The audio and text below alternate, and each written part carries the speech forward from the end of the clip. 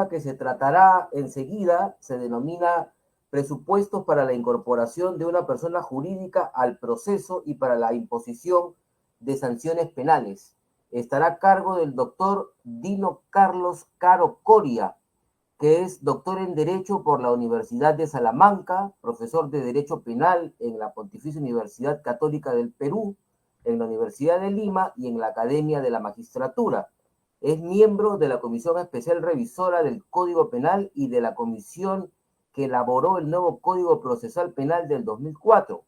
Presidente de la Comisión del Ministerio de Justicia que elaboró el anteproyecto de ley contra la criminalidad organizada de 2007, miembro de la Comisión del MINJUS del año 2012 que elaboró la regulación penal contra la minería ilegal, miembro del Consejo Científico del Centro de Estudios de Derecho Penal y Procesal Penal Latinoamericano de la Universidad de Göttingen en Alemania, miembro del Observatorio de Criminalidad Organizada Transnacional de la Universidad de Salamanca, España.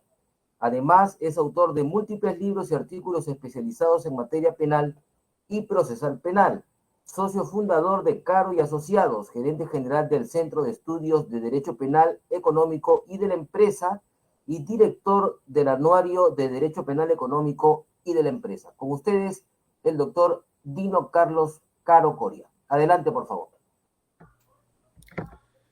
Muy buenas tardes, doctor. Gracias por esta generosa presentación. Mis primeras palabras son para agradecer a la Corte Superior Nacional y a su presidencia por esta invitación que me honra para poder compartir algunas ideas prácticas en torno a lo que significa la imputación a la persona jurídica según la fase procesal en la que nos encontremos y desde luego cuáles son los presupuestos para poderla imponer, ¿no? Y yo quiero felicitar muy sinceramente al profesor, colega y amigo, el doctor Víctor Prado Saldarriaga. Él ha sido mi profesor y a lo largo, digamos, de varios años y uno de los gestores de mi formación académica, tanto en España como en Alemania. Así que mi admiración constante, permanente, y desde luego que estoy muy de acuerdo con varias de las cosas que él ha mencionado, de manera que mi presentación va únicamente en la línea de poder complementar algunas ideas en torno a lo ya planteado por él con tanto acierto. Con la venia de los organizadores voy a compartir una presentación, por favor.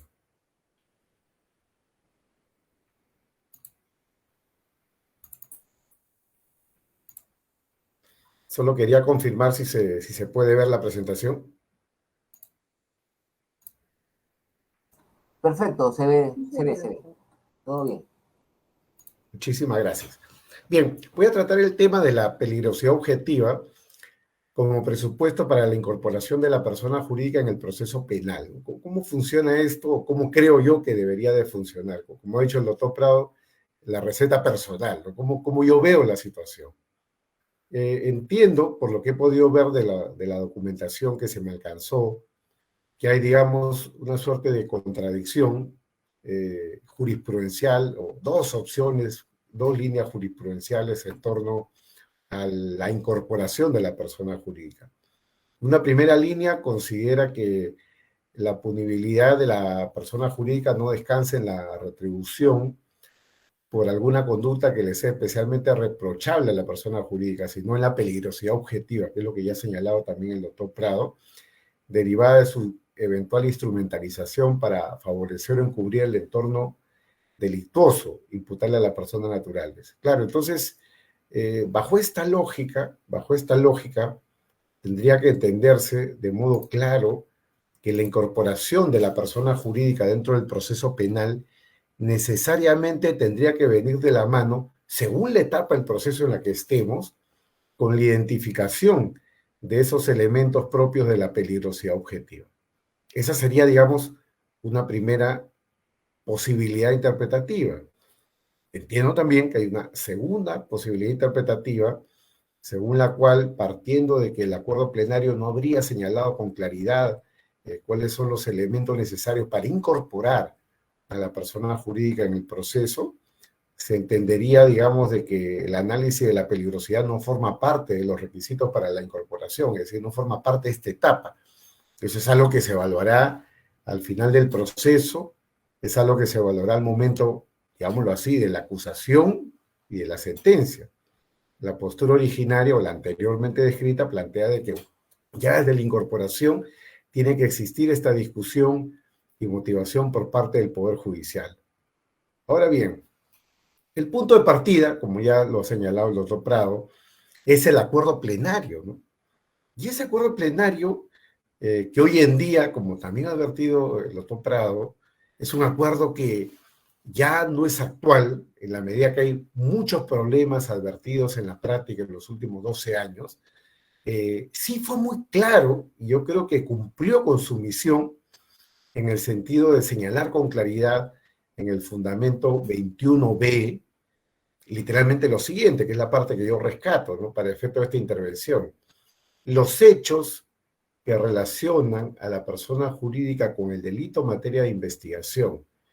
Por tanto, se debe referir la cadena de atribución que la conecta con acciones de facilitación, favorecimiento o encubrimiento del hecho punible.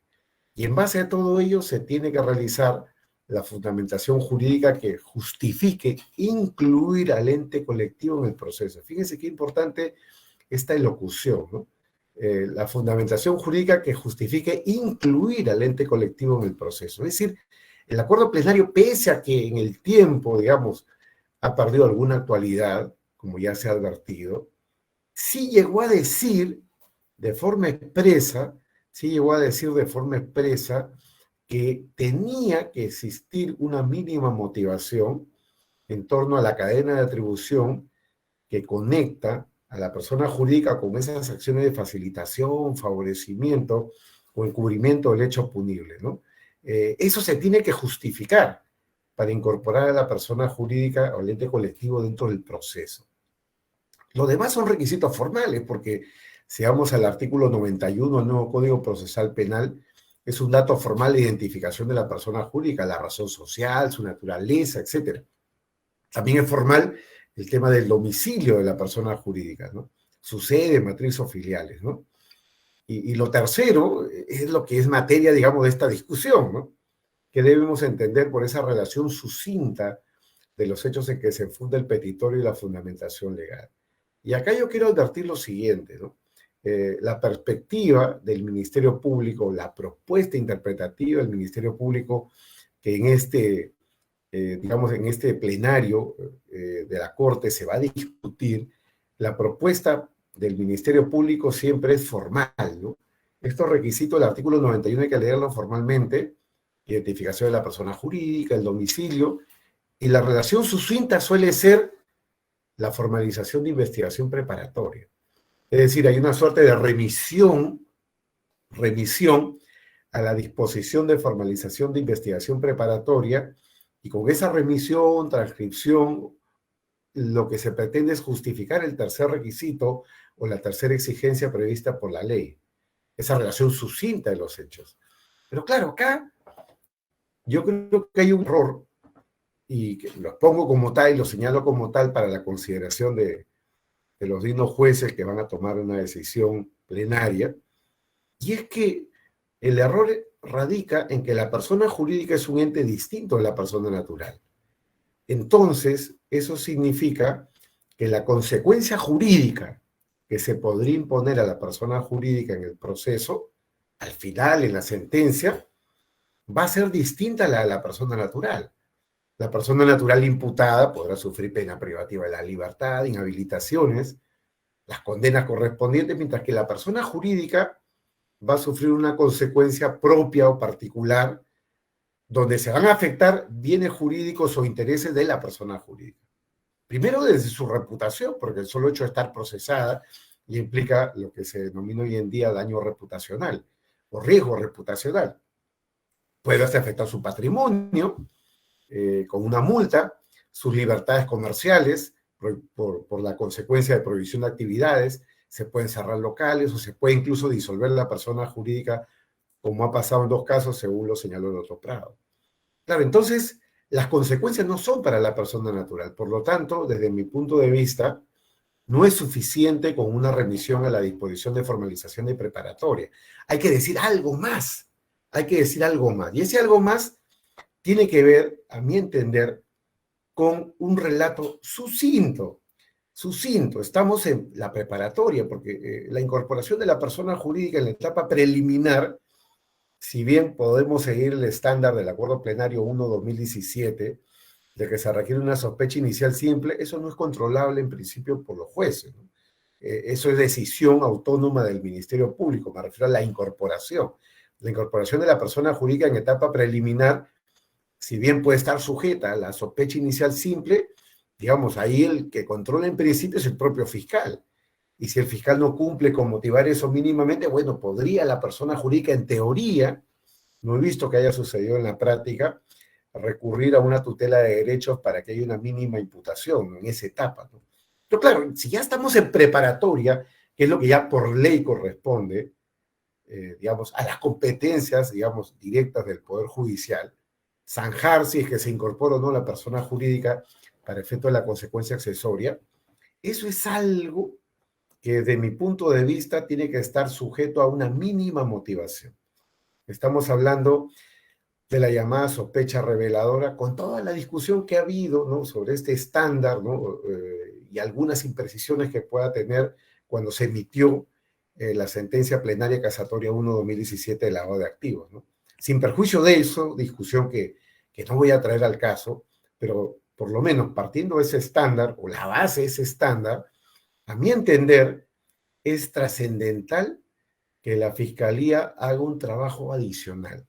Es decir, que al momento de precisar los hechos imputados a la persona jurídica, precise en qué consiste la peligrosidad, al menos como hipótesis. Y además, todos sabemos acá que la imputación fiscal es progresiva, nos lo ha dicho la Corte Suprema, el Tribunal Constitucional, de manera que tampoco es que se necesite una precisión acabada al inicio de la preparatoria. La Fiscalía puede ir mutando muy bien la imputación a nivel de la preparatoria contra la propia persona jurídica, como lo hace contra las personas naturales. Entonces, esto viene enunciado de forma también sucinta, referencial, circunstancial, periférica en el acuerdo plenario. El acuerdo plenario, entonces, pese a que no es completamente actual, algo nos dijo sobre esto. Dijo que se tiene que realizar, vuelvo a repetir las últimas líneas de esta presentación o esta lámina, se tiene que realizar la fundamentación jurídica que justifique incluir al ente colectivo en el proceso. De ello, yo deduzco al menos, de que para el acuerdo plenario no basta con pensar en la peligrosidad objetiva solo en la sentencia, sino es necesaria también plantearla ya desde la etapa que para nosotros sería la preparatoria. Pero yo creo que allí, más allá del autoritas, más allá del sostener el criterio de autoridad en el sentido de lo que significa un acuerdo plenario, yo creo que hay una motivación de fondo, ¿no? Una motivación de fondo con la que están comprometidos todos los jueces, ¿no? Y es el tema de la imputación necesaria. Es decir, así como hay un criterio de imputación necesaria para la persona natural, debe de regirse y protegerse un criterio, un derecho a la imputación necesaria para la persona jurídica. Si la persona jurídica, como consecuencia del proceso penal, puede ser afectada en sus intereses, es lógico, a reglón seguido, que los mismos intereses o los mismos derechos que la persona natural tiene que tener la persona jurídica, los mismos derechos que el imputado, lo dice incluso el Código Procesal Penal. La persona jurídica goza de todos los derechos o derechos similares a los del imputado. Y uno de esos derechos es el derecho a la imputación necesaria. Y aquí yo quiero ser muy claro en lo siguiente, ¿no? Este criterio no es un criterio de impunidad. El fiscal tiene que plantear el trabajo, digamos, en la propuesta de incorporación, la descripción de los elementos formales y la descripción de este mínimo elemento material para garantizar el derecho de defensa de la persona jurídica. Y ojo que esa persona jurídica puede ser una empresa, puede ser una empresa, digamos, de economía mixta, puede ser una organización no lucrativa, puede ser un organismo internacional. Es decir, no estamos necesariamente pensando en situaciones donde hay empresas detrás. sino también cualquier tipo de persona jurídica que es la que podría ser afectada por esta consecuencia accesoria, ¿no? Entonces, como conclusión provisional, desde mi punto de vista, evidentemente personal, la peligrosidad objetiva sí constituye un presupuesto que debe ser analizado en el pronunciamiento que resuelva la incorporación de la persona jurídica al proceso penal y por lo tanto debe ser parte del contradictorio. Y reitero, y en esto también la jurisprudencia me acompaña, no se requiere tampoco un gran discurso, una posición acabada de parte de la fiscalía, pero se requiere una mínima imputación, que es como en el fútbol, la que va a rayar la cancha para efectos de saber de qué se debe de defender la persona jurídica dentro del proceso y qué de diferente se le puede imputar respecto de la persona natural, que también va a sufrir, de ser el caso, sus propias consecuencias. Ahora bien, entrando ya a un aspecto propio ya del acuerdo plenario, que ha sido expuesto con mucha claridad por el doctor Prado, el dato central acá está en la peligrosidad objetiva de la persona jurídica. Y esto es algo que no lo hemos inventado los peruanos, ¿no? No lo inventamos los peruanos. Recordemos que la consecuencia accesoria es una criatura que el Código Penal del 91 incorpora por influencia de los proyectos de Código Penal español. Es decir, tenemos acá un híbrido hispano, un híbrido español, en el sentido siguiente. En España, en el año 1983, se difunde una propuesta de anteproyecto de Código Penal y en el marco, digamos, donde nadie quería aceptar la responsabilidad penal de la persona jurídica. Estamos hablando de hace 37 años. 37 años atrás nadie quería aceptar la responsabilidad penal de la persona jurídica. Entonces, los españoles, sin embargo, creían que algo se tenía que hacer contra la persona jurídica en el proceso penal. Y crearon este híbrido, ¿no? En el proyecto del 80 se creó la lógica de las medidas de seguridad, ¿no? Como para los inimputables. En el 83 se creó un híbrido que no existe en otro país. Este híbrido de las consecuencias accesorias fue una criatura de los propios españoles. Y ellos dijeron, ni es pena ni es medida de seguridad. Es una medida que se aplica a la persona jurídica cuando la persona jurídica es peligrosa. Entonces hizo ahí el símil, y lo dice el acuerdo plenario, con el comiso de comiso, ¿no? Claro, el bien que ha sido utilizado para cometer narcotráfico o los productos del narcotráfico, no se los vas a devolver a la persona que ha cometido un delito cuando salga de prisión. Si son de ilícito comercio, pasa, digamos, a administración del Estado, se produce la pérdida en favor del Estado a través del comiso, porque dejarlo en manos del delincuente implicaría una peligrosidad objetiva. Y peor aún si se trata de bienes de ilícito comercio, drogas, por ejemplo, ¿no? Armas de fuego. Entonces, eso tiene que ser destruido. Ahora bien, en los años en los que se emitió el acuerdo plenario, en el año 2009, y sus primeras aplicaciones, esto de la peligrosidad objetiva se vinculó en la doctrina española con el defecto organizativo. Y la primera persona que lo plantea en esos términos fue la profesora Laura Zúñiga Rodríguez, Bernardo Feijó Sánchez, Cancio Meliá. En Perú, José Luis Castillo Alba, Carlos Caro, Percy García Cabero. Hemos recogido esa doctrina. Doctrina según la cual la peligrosidad objetiva, que es similar en el caso del comiso de comiso, debe de ser entendida como defecto organizativo o entendida como defecto de organización. Y claro, Prado ha dicho muy claramente, ¿y qué es ese defecto de organización? ¿No? ¿Qué es esa peligrosidad objetiva? ¿Qué es ese defecto de organización? Alguna luz nos da acá una sentencia casatoria peruana. La Corte Suprema, la Sala Penal Permanente, en la casación 864-2017, un caso que precisamente venía de la entonces Sala Penal Nacional, casación del 21 de mayo del 18, ponente San Martín Castro, lo dijo con claridad, ¿no? Este era un caso donde no se discutía la consecuencia accesoria del 105, era un caso donde estaba bajo discusión el decomiso. Bueno, ¿qué dijo la Corte Suprema acá? Dijo, a propósito del 105 del Código Penal, como una suerte de obiter dictum, porque no era la materia específica de esta sentencia o del caso, digo que a propósito del 105, muy bien, hay que tener en cuenta el estado de desorganización que ha propiciado y favorecido la comisión del hecho por la persona jurídica. En este caso, relacionada con aquella y la relación existente entre ambas personas y su finalidad, que es la de neutralizar o disminuir en lo posible la peligrosidad objetiva como medio de prevención de la comisión futura de nuevos hechos punibles. Entonces, bajo la pauta de un defecto organizativo, muy bien, se toma en cuenta lo siguiente, dice la Corte, ¿no? Se incorporó al patrimonio de la empresa, porque es un caso de decomiso, un bien que se sabía que era delictivo, o que por la forma y circunstancia de adquisición estaba en condiciones de advertir su origen delictivo. Todo lo cual, dice la Corte, fue posible porque la persona jurídica no tenía incorporados mecanismos internos de control, protocolo de seguridad en el ámbito de sus negocios, con terceros o modelos de prevención adecuados e idóneos. Es decir, el compliance, ¿no? Si cuando una persona jurídica no tiene mecanismos para la prevención de delitos, entonces eso es defecto organizativo. Por eso dice acá, ¿no? La parte final dice, la determinación del tal defecto de organización se examina a partir de la existencia de estos programas. ¿Qué programas? Los programas de cumplimiento.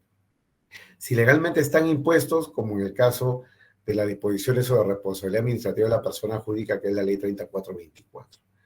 Lo que quiero decir hasta acá, señores jueces, es que el defecto organizativo, siguiendo la línea de esta sentencia de la Corte Suprema, el defecto organizativo puede ser definido hoy en día, modernamente, año 2021, como la falta de compliance, la falta de prevención.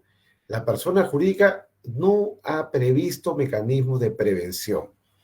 Dicho de otra forma, de manera más simple, ¿no? En Roma se decía, ¿no?, que quien causa un daño a otro está obligado a indemnizarlo, que es la regla del Código Civil peruano, artículo 1969. Quien por dolo culpa causa un daño a otro está obligado a indemnizarlo. Claro, eso leído en términos modernos, principio de prevención, principio precautorio, por ejemplo, en materia ambiental implica que quien genera un riesgo está obligado a contenerlo, ¿no? Y esa es la regla de compliance. La regla de compliance es quien genera un riesgo está obligado a confinarlo, a mitigarlo, a restringirlo o a evitarlo, ¿no? Entonces, no se trata de imponer a la persona jurídica deberes, costos y gastos donde no es necesario.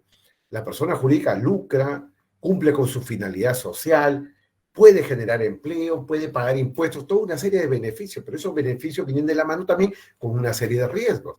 La persona jurídica se organiza para cumplir sus obligaciones laborales, sus obligaciones tributarias. También la persona jurídica debe organizarse para prevenir delitos. Corrupción, por ejemplo. ¿Qué hace una persona jurídica que vende bienes o servicios al Estado para prevenir la corrupción? ¿Qué hace, no? ¿Por qué gasta dinero la persona jurídica evitando sanciones tributarias? Por eso paga sus impuestos. ¿Por qué gasta la persona jurídica dinero evitando riesgos ambientales? Porque si no viene una multa de la OEFA y pueden cerrar el negocio. Pues igual, parecido. La persona jurídica debe hacer esfuerzos para prevenir delitos, porque son parte del riesgo del funcionamiento. Ese riesgo no existiría si la persona jurídica no cumpliera con su finalidad o su objeto social. Entonces, acá entramos dentro del terreno, y es mi propuesta para la discusión propia, digamos, de ustedes, es que se trate de conjugar o concatenar esta peligrosidad objetiva con los modelos de cumplimiento. Y esta es la tendencia que se sigue hoy en día en el derecho español con claridad, a partir de la sentencia del Tribunal Supremo Español del 29 de febrero del año 2016, ponente Maza Martín, donde se deja en claro, ¿no?, que el criterio revelador para imputar responsabilidad a la persona jurídica es la falta de compliance. Alguien me dirá, oye, pero eso es muy complejo, ¿no? En verdad no es tan complejo. Una empresa que simplemente no hace nada por prevenir delitos, evidentemente es una empresa que tiene sesgos de rasgos criminógenos, es decir, tiene sesgos de tendencia a la criminalidad.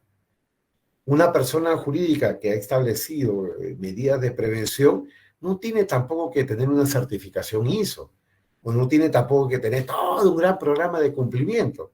Las empresas pueden contar con mínimos elementos para la prevención y estos pueden ser tomados en cuenta.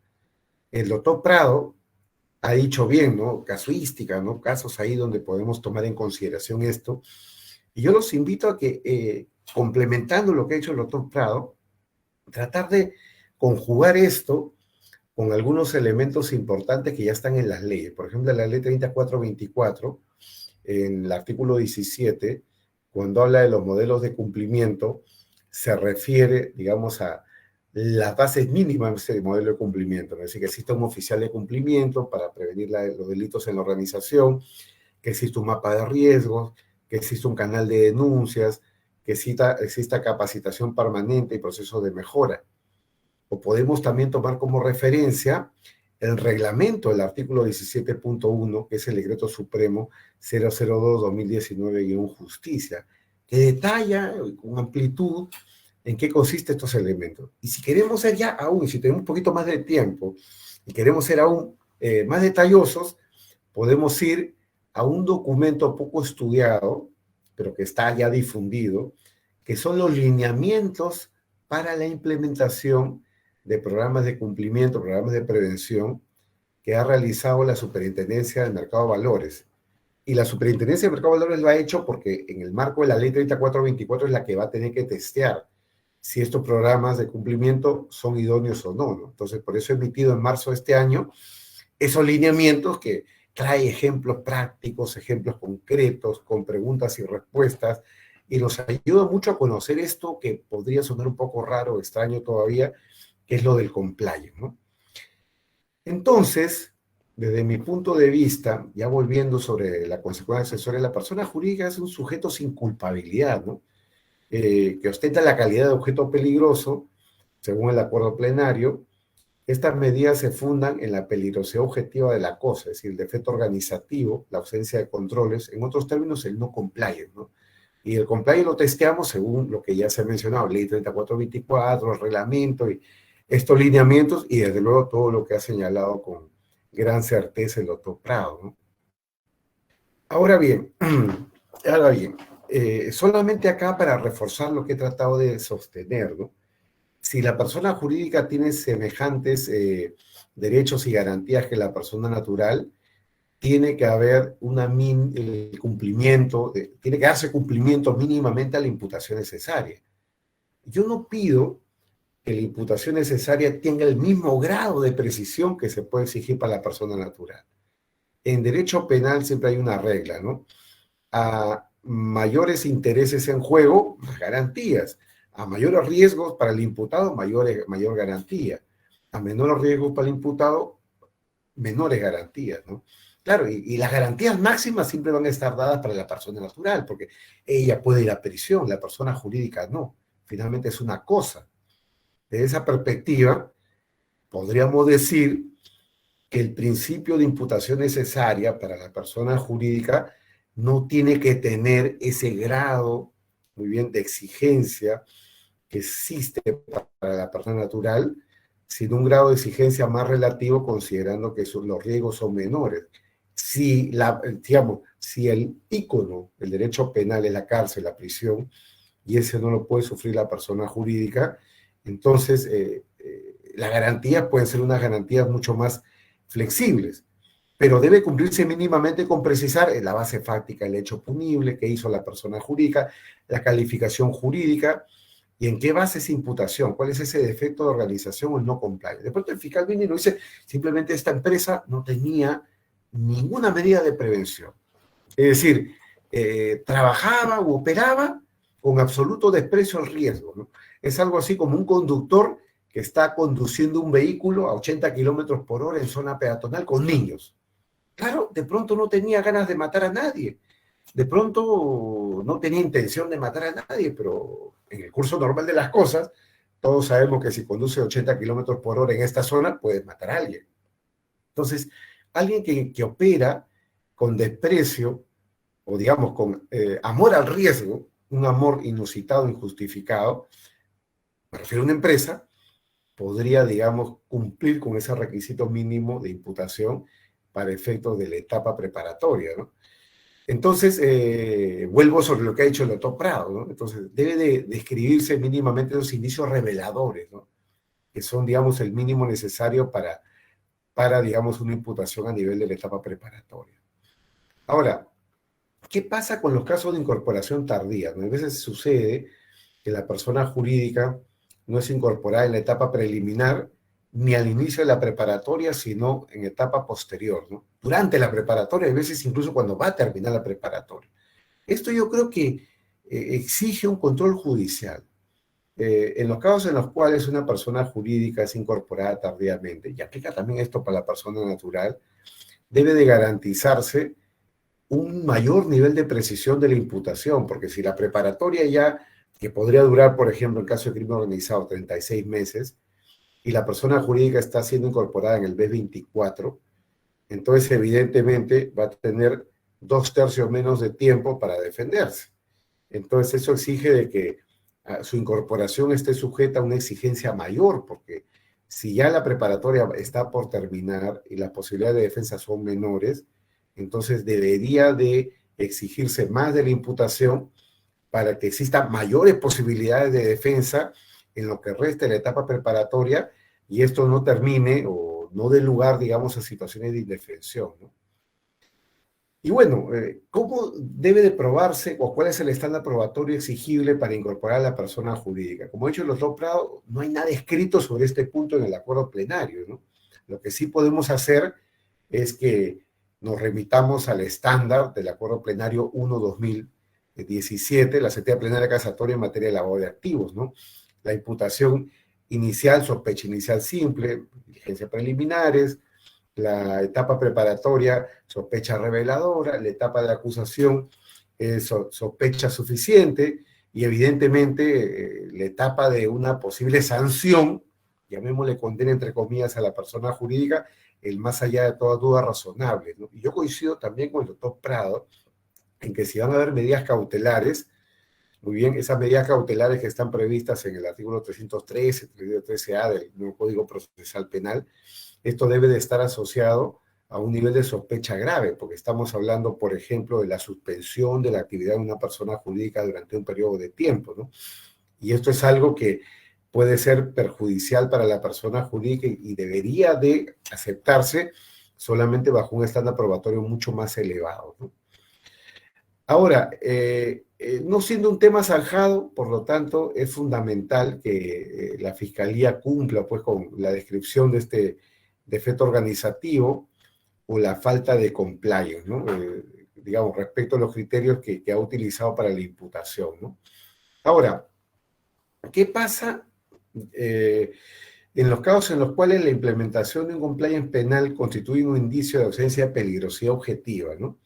En esos casos, por ejemplo, si la defensa se presenta y trata de sostener la existencia de un programa de cumplimiento, un programa de prevención, eso ya sería materia digamos, ya seguramente de otro plenario, porque hay una discusión muy interesante y muy fuerte en el derecho comparado, especialmente en España, en torno a la prueba del compliance. Es decir, si ya tenemos el caso de una persona jurídica que dice, mire, hay una imputación, dicen que yo he permitido, yo no controlaba los riesgos y por lo tanto tenía ese efecto organizativo, voy a probar que sí tenía compliance. ¿Cómo se prueba el compliance? Hay muchos modelos, ¿no? No hay ahora tiempo para la discusión, pero hay modelos de auditoría, hay modelos que exigen criterios generales y criterios concretos, o incluso existen modelos como el del profesor Montiel, Juan Pablo Montiel de Argentina, donde se conjugan criterios de la arquitectura del programa de cumplimiento, los controles específicos y su forma de funcionamiento, junto con lo que es la cultura organizacional, ¿no? Es decir, hasta qué punto la empresa, más allá de los procedimientos y las formalidades, realmente tenía la intención de prevenir un hecho de corrupción, por ejemplo. Y eso es algo que se debe de ponderar ya en la etapa, ahora sí, ya de una sentencia. Es decir, esto daría, como digo, para otra gran discusión, que es la prueba del compliance dentro de testear el juez si el compliance o esos se han realizado o no en la práctica, ¿no? Ahora sí, y acabo. Estos materiales de incorporación están vinculados o asociados a un criterio de parte de la Fiscalía, una relación sucinta de los hechos que funde su petitorio, que con acciones de facilitación, favorecimiento, encubrimiento del hecho punible y la fundamentación legal. Es decir, una hipótesis preliminar, pero continuidad del uso de la persona jurídica, y espero con sinceridad haber contribuido en algo a la tan importante discusión que va ahora a quedar en manos de los jueces de la Sala Penal Nacional. Yo agradezco una vez más la invitación que se me ha formulado, me siento muy honrado por ella, les agradezco muchísimo y salvo alguna pregunta o comentario, quedaría acá. Muchas gracias, doctor Dino Carlos Caro Coria, por su interesante participación.